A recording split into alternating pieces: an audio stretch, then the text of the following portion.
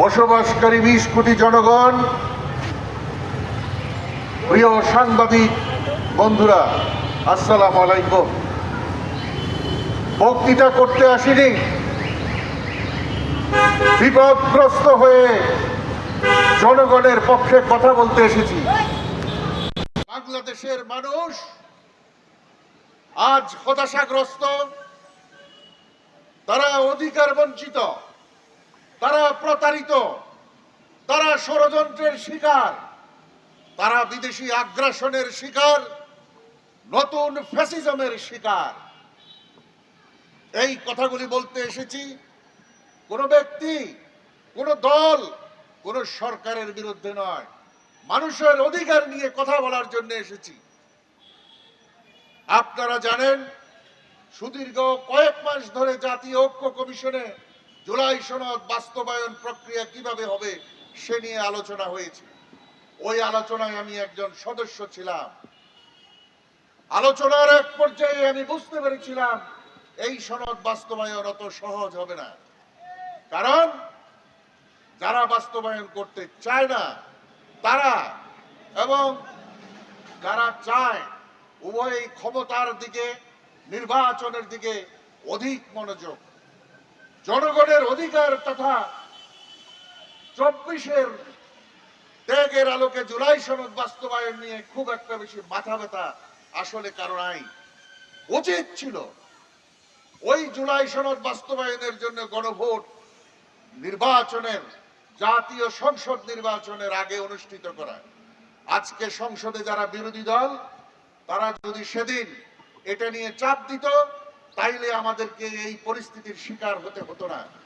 আমি সবারই উদ্দেশ্যে বলছি, মাননীয় প্রধানমন্ত্রী, আপনি জাতির নেতৃত্ব দিচ্ছেন। আপনি জনগণকে বলেছিলেন জুলাই সনদের বাস্তবায়নের জন্য আপনারা গণভোটে হাতে ভোট দিবেন।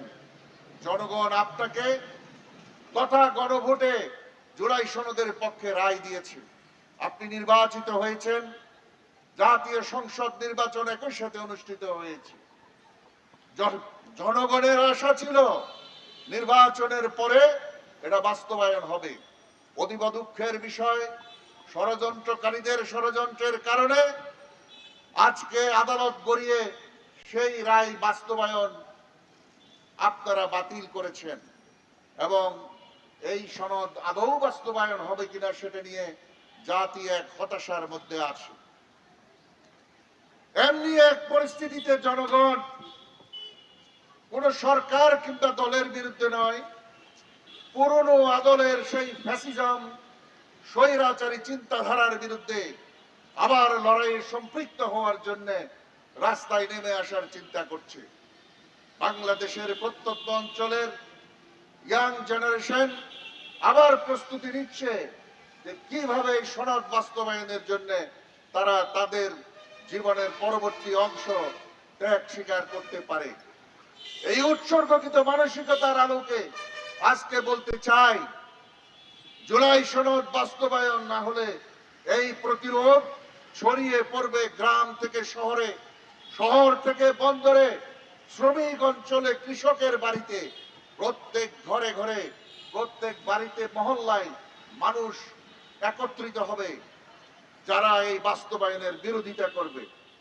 সেই বিরোধিতাকারী কি সরকারে কিংবা বিরোধী দলে কিংবা ষড়যন্ত্রকারী দেশি কিংবা বিদেশি, তাদের বিরুদ্ধে জনগণের লড়াই চলবে চলবে। আজকে আমাদের সামনে আপনারা হাজির আছেন। আপনারা এই দেশের ক্ষমতার আধার তথা পাওয়ার হাউসের একটা অংশ, মিডিয়া কর্মী। আপনাদের প্রতি সম্মান জানিয়ে বলছি, আপনারা যদি সঠিক পথে জনগণের এই মেসেজগুলো ঠিক মতো পরিবেশন করেন, আমার মনে হয় দেশ অনেক সামনের দিকে এগিয়ে যাবে।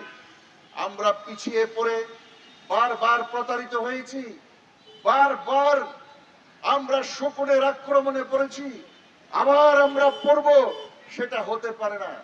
এবার মানুষের দ্বারা শকুন হত্যা হবে। এইবার বাংলাদেশের আন্দোলনরত মানুষের দ্বারা বিদেশি আগ্রাসন পরাভূত হবে। ইনশাআল্লাহ জুলাই সনদ বাস্তবায়ন হবে। আশা করি যারা ক্ষমতায় আছেন, যারা বিরোধী দলে আছেন, যারা সুশীল সমাজ, যারা নিশ্চুপে এখন আরাম আয়েশে সুখের স্বপ্ন দেখেন, সকলকে আহ্বান জানাই আপনারা এই রাজপথের আন্দোলনের শরীক হন। আল্লাহ আমাদের সহায় হন। আপনাদের সবাইকে ধন্যবাদ জানিয়ে আমার বক্তব্য শেষ করছি। ধন্যবাদ।